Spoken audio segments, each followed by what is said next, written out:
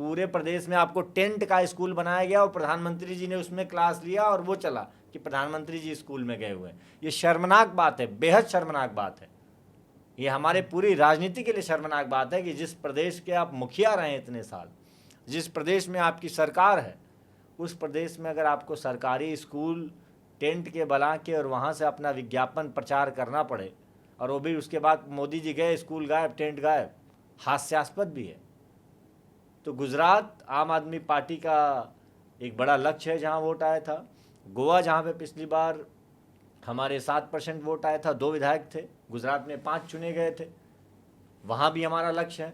मैं लोगों से भी बताता हूँ कि आप लोग जो समझते हैं कि राजनीति में असंभव है, ये हारेंगे नहीं, ये नहीं, ये भारतीय जनता पार्टी का फर्जी गुब्बारा है। एक उदाहरण दे रहा हूँ, समझ जाइएगा ठीक से।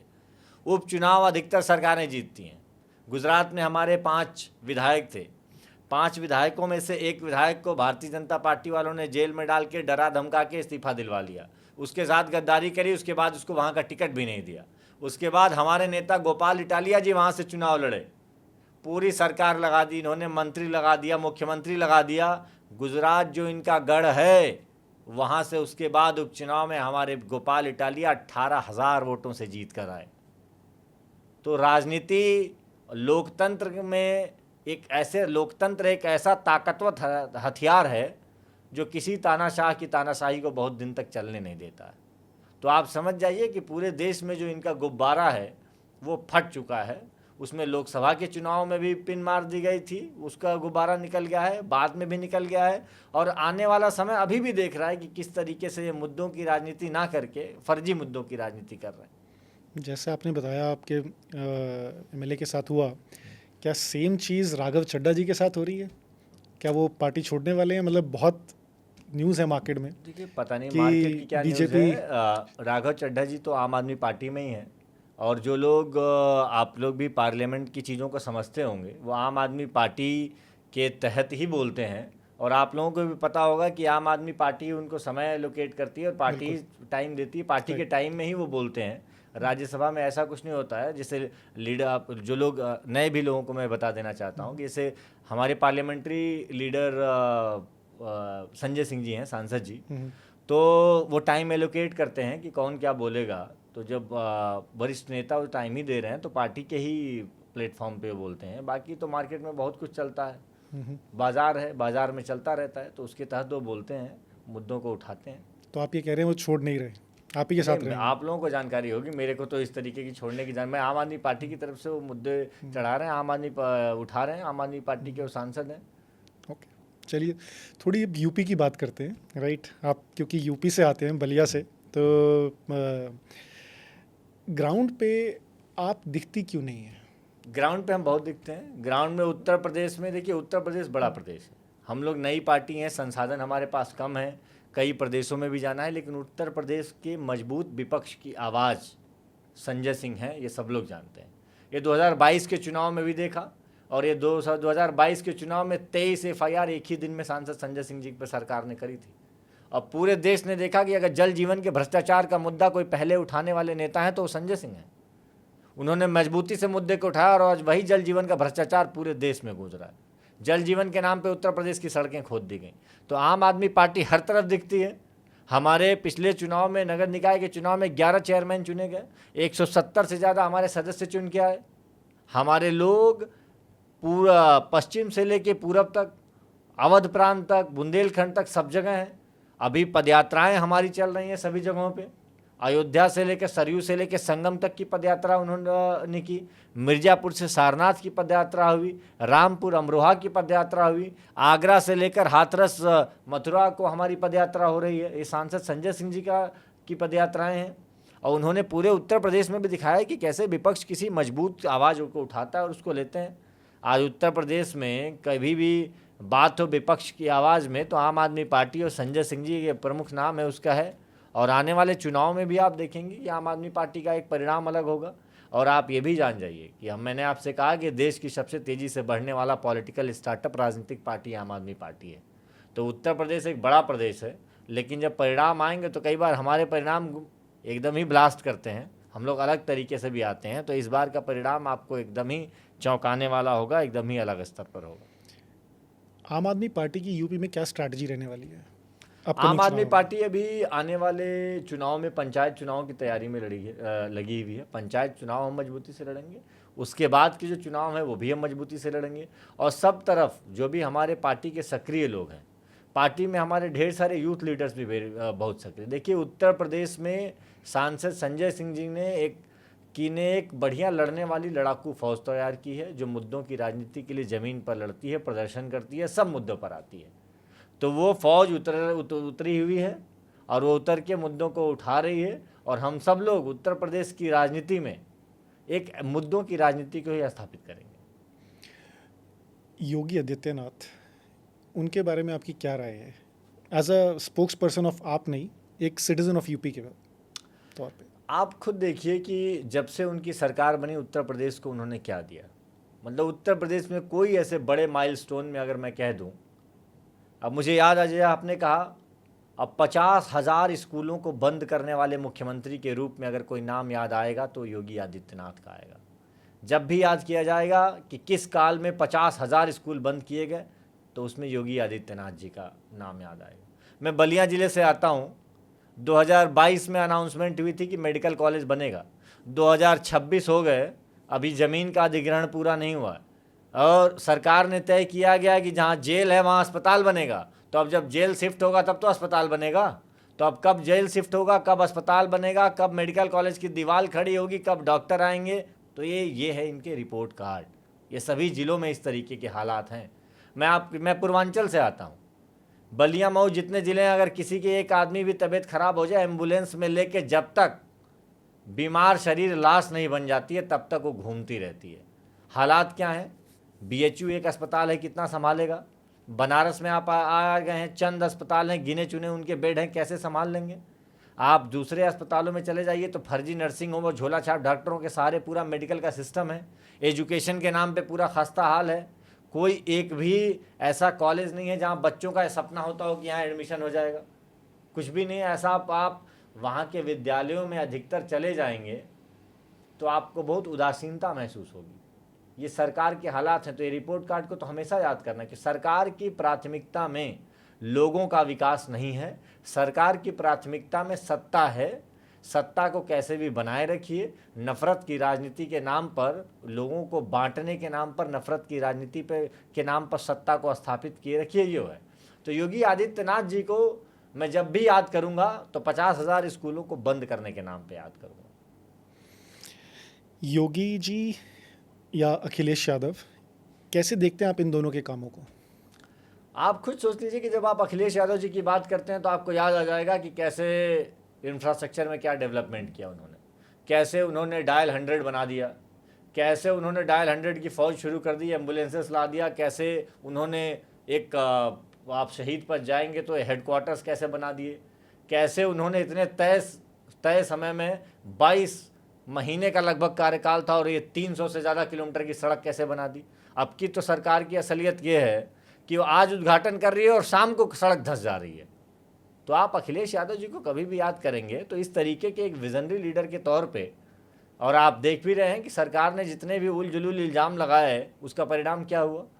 तो आप पूरी तरीके से देखेंगे कि देश को हमेशा ऐसे लोगों की ज़रूरत है जो समाज में सौहार्द को स्थापित करें, हमारे अर्थव्यवस्था को मजबूत करें, सबको एक साथ लेकर चलें और आने वाले समय में प्रदेश छोटा हो प्रदेश बड़ा हो, उसको एक अलग स्थिति में, एक अलग मुकाम पर, अलग ऊंचाइयों पर लेके जाएं।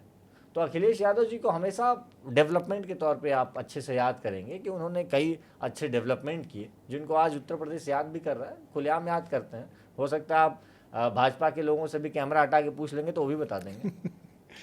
तो क्या मैं समझूं कि यूपी के अंदर 2027 इलेक्शंस में आप आम आदमी पार्टी का और समाजवादी का टाइप होने वाला है? देखिए, वो तो पार्टी के नेता लोग डिसाइड करेंगे। हमारे जो उत्तर प्रदेश के मुखिया हैं, केजरीवाल जी हैं, वो सब लोग डिसाइड करेंगे ये फैसला। मतलब इसको हम लोग इसके लिए समर्थ नहीं है इन सब बातों पे कमेंट करने के लिए और क्या करने के लिए। ओके, कोई एक ऐसी बात जो योगी जी की आपको अच्छी लगती हो? कोई एक ऐसी बात जो योगी जी की अच्छी लगती हो आपको? मुझे ऐसा लगता है कि वो नफ़रत की रिटॉरिक्स बहुत अच्छे क्रिएट करते हैं। जैसे पॉलिटिकल स्टेट, अगर आप स्टेट्समैन की बात करिए कि वो जैसे 80 और 20 का एक उन्होंने जो फेंका था कि मतलब इतनी आसानी से अगर नफ़रत फैलानी हो तो कुछ सेकंड में कई सालों की दूरियां पैदा करने का काम वो बहुत अच्छे से करते हैं। दिलों की दूरियों को मतलब कुछ सेकंड में कई सालों की दूरियां पैदा कर देते हैं। तो जब इनकी सरकारें जाएंगी तो विपक्ष को बहुत मेहनत भी लगेगा। इन्होंने जो दिलों की दूरियों को, जो नफ़रत की खाई को बढ़ा दिया है, इसको पाटने में भी अच्छा वक्त लगेगा।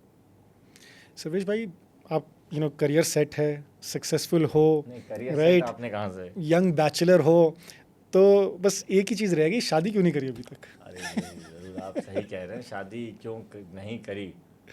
या ये पॉलिटिक्स आपका घर खा गई? नहीं, सब कुछ वक्त पे होता है। ओके, तो होने वाली है जल्दी? नहीं, समय पे सब चीज़ें होंगी। अच्छा, समय पे सब चीज़ें होंगी। अभी पूरा ध्यान केंद्रित है हम लोगों का राजनीति में और कुछ नई चीज़ों पर, तो अभी लगा हुआ है। करियर सेट राजनीति वाले लोगों को तो बड़ी आफत है। आप कह रहे हैं करियर सेट है, और आप अगर पब्लिकली आप चले जाएंगे तो लोग कहते हैं अरे यार राजनीति करते हैं, इनका क्या करें। नहीं, आपको मैं रिसेंटली अनुभव बता दूं, लोग राजनीति जैसे लोग कहते हैं कि वकीलों को घर किराए पे मत दो, वैसे लोग नेताओं को भी कहते हैं घर किराए पे मत दो। तो हालात नहीं, पर मुझे ये बता दीजिए, दिल्ली के पॉलिटिकल गलियारों में कौन ऐसा है जो सर्वेश मिश्रा को नहीं जानता हो? नहीं भाई, हम लोग अभी नहीं, हम लोग राजनीतिक कार्यकर्ता हैं। धीरे धीरे समय के साथ चीज़ें बढ़ रही हैं। मतलब अच्छी पार्टी है, अच्छे नेता हम लोग जो बड़े भाई की तरह संजय भैया हैं, उनको देश में विपक्ष की राजनीति अच्छे करते हैं। अरविंद केजरीवाल जी हैं, मनीष सिसोदिया जी हैं। तो ये है कि सबका आशीर्वाद है, उसके थ्रू हम लोग आगे धीरे धीरे बढ़ रहे हैं। और उम्मीद भी है कि जब आप अच्छे लोगों के साथ रहेंगे, अच्छी पार्टी के साथ रहेंगे, तो दिन प्रतिदिन आप आगे की तरफ बढ़ेंगे। जब तक आप अच्छे काम करेंगे, आगे बढ़ते रहेंगे। आप गलत फैसला लेंगे तो फिर आपके साथ भी गलत होगा। तो ये सब तो ऊपर वाले की कृपा है। ठीक बात है। तो एक छोटा सा रैपिड फायर राउंड, राइट, जो भी आपके मन में आए फटाफट 1 सेकंड में। यूपी का अगला सीएम कौन? जो भी होगा बीजेपी से नहीं होगा। Okay. Your favourite leader, Arvind Kejriwal, Manish Sisodia या संजय सिंह? तीनों। सबसे बड़ा दुश्मन बीजेपी या कांग्रेस? नहीं, इस समय पूरे देश का दुश्मन अगर देखा जाए तो बीजेपी है।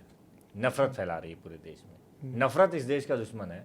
ऐसा नहीं कि सभी दलों में अच्छे लोग नहीं हैं। बीजेपी में भी तमाम अच्छे लोग हैं। अटल बिहारी वाजपेयी जी भी इसी पार्टी से थे, जो चंद आप देखते रहते हैं, हर दूसरे चौथे दिन उनको कोट किया जाता है, उनकी बात करी जाती है। लेकिन जो नफरत भारतीय जनता पार्टी ने फैलाई है, वो नफरत इस हमारे देश की जो ज़मीन है ना, वो ऐसी है नहीं।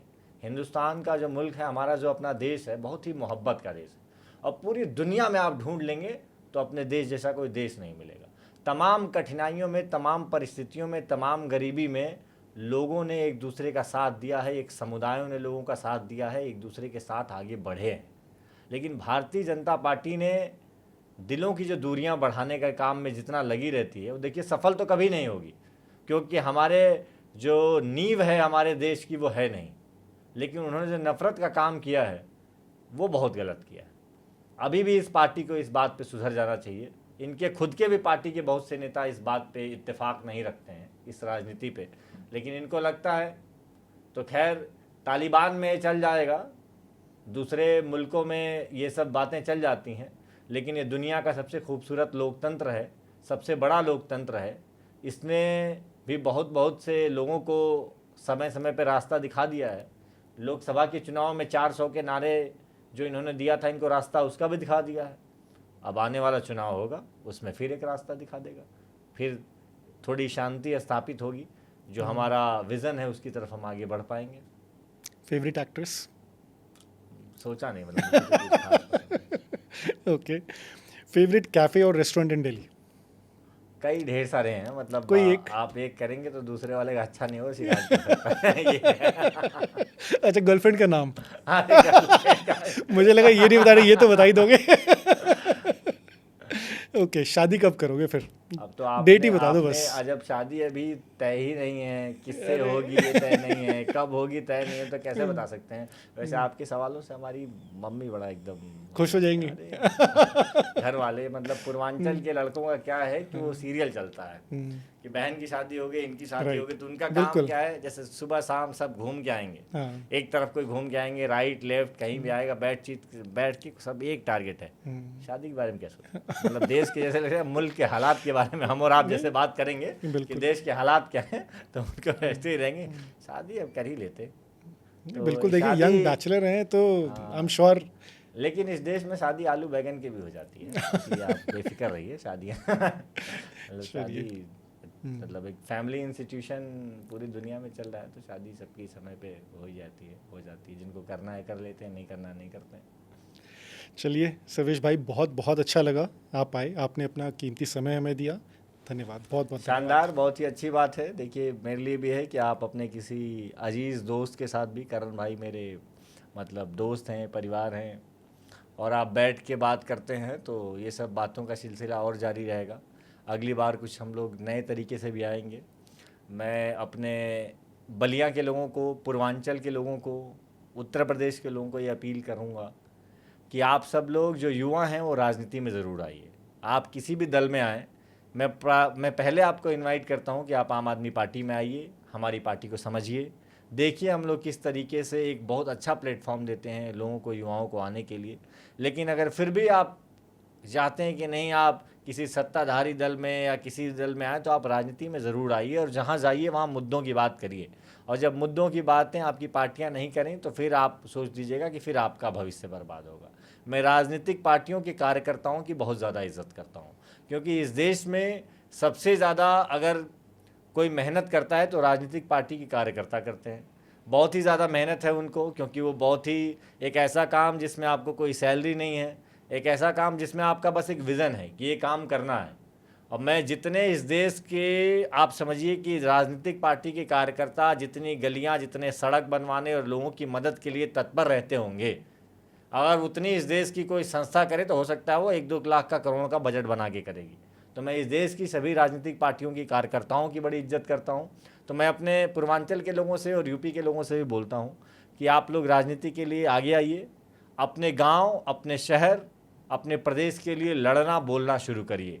ये दौर जो है ये बैन का दौर है, जिसमें टीवी बंद किए जा रहे हैं, जिसमें चैनल बंद किए जा रहे हैं, जिसमें फेसबुक पेज बंद किए जा रहे हैं। अगर आप गांव से फेसबुक लाइव करेंगे तो सत्ताधारी दल का कोई बड़ा नेता आपको फ़ोन कर देगा कि सुनो बे, डाउन कर दो वरना बहुत मारे जाओगे। तो ये दौर थोड़ा मुश्किल है, लेकिन आप आप ये भी समझ जाइए कि बहुत बुरे बुरे दौर से ये देश गुजरा है और उससे निकल के आज यहाँ पहुँचा हुआ। तो आपको किसी से भी डरने की ज़रूरत नहीं है। 18 से जो 35 साल का जो युवा है, जो किसी भी देश की तकदीर तय करता है, जो दुनिया की भी तकदीर तय करता है, आप सब लोग आगे आइए, मिलजुल कर उत्तर प्रदेश को बदलेंगे, पूर्वांचल को बदलेंगे, एक नया अपना कल बनाएंगे।